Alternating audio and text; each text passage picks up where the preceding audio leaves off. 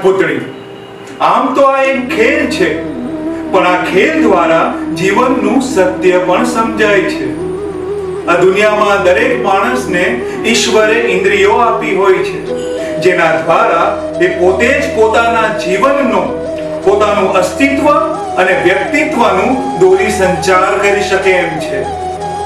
પણ અમુક લોકો એવા પણ હોય છે જે પોતાના કરતા બીજા ઉપર વધારે વિશ્વાસ રાખતા હોય છે. નાના હોય કે મોટા, એ બધા જ કામો માટે બીજા ઉપર નિર્ધારિત થઈ જતા હોય છે. અને આવા લોકો ધીમે ધીમે બીજાના કયા પ્રમાણે વર્તવા લાગે છે. એમના જીવનનો દોરી સંચાર કોઈ બીજાના હાથમાં જતો રહે છે. અને બસ પછી તો એમની જ બોલી બોલાય છે, એમની જ ચાલ ચલાય છે. આવા લોકો જીવથી કઠપૂતળી બનીને જ રહી જાય છે.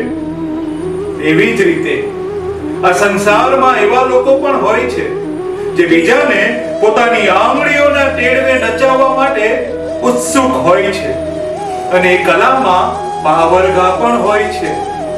તો આવા લોકોથી, આવી ટેવથી જો બચવું હોય તો પોતાના ભીતર શ્રદ્ધા રાખી સમજીને નિર્ણય લેવો. કારણ કે શ્રદ્ધા અને સમજણથી જ્યારે પણ નિર્ણય લેવામાં આવે છે ને, ત્યારે એનું પરિણામ શુભ આવતા વાર નથી લાગતી. ઈશ્વરે માણસને જીવન સાથે સમજણ પણ આપી છે. તો હવે તમારે વિચારવાનું છે કે તમારા જીવનને સફળ બનાવવા માટે સાચી સમજણનો ઉપયોગ કેવી રીતે અને ક્યાં કરવો, એ તમારા ઉપર આધાર રાખે છે.